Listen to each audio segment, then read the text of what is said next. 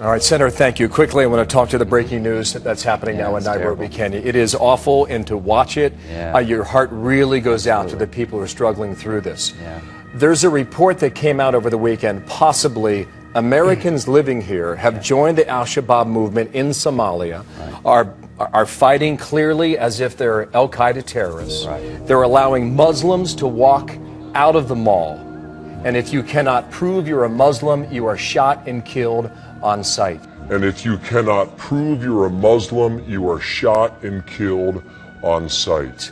Now, this American connection, how real is it that Americans could have gone to Somalia and joined the fight that we're watching unfold in Nairobi? They're doing two things in our backyard, radical Islamic groups. They're trying to recruit people to hit us fifth column movements, to get radical Islamic terrorists, American citizens, to join their cause to hit us here at home, and actually recruiting people to go overseas to the fight. They're doing both in our backyard.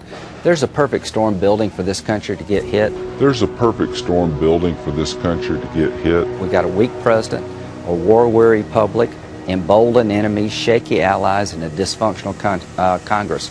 We're reducing our intelligence capabilities to pick up these attacks. We're sending all the wrong signals to our enemies and friends alike, and they're recruiting in our own backyard. What you saw in Boston could be our future. What you saw in Kenya could come back to us. We're letting our guard down when it comes to dealing with the radical Islamic threat in our own backyard. Just to be a little more specific, Peter King over the weekend said al-Shabaab is the only known terrorist group that is actively recruiting Americans. Is that the case? No, I think there are other al-qaeda affiliates. You remember the Times Square bomber? He was trained by the Pakistani Taliban. That guy went to Pakistan, received training, came back here and tried to blow Times Square up. Thank God the car didn't explode, but that was done by the Pakistani Taliban. The Detroit guy was done by another group. So there are more than one group trying to get Americans to turn against us at home and go overseas and fight, and we're ignoring this threat. We're letting our defenses down at a time we need them the most.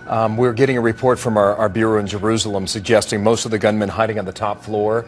It was described to us as a 4-story shopping mall, big, expansive area. They're in Nairobi, Kenya. They believe the last gunman has been cornered, but they thought that last hour too, so we'll have to see how this... Soft targets is what we're talking about. Soft targets indeed, sir. Thank you for your time, Senator. Lindsey Graham from South Carolina, here in New York. Thank you.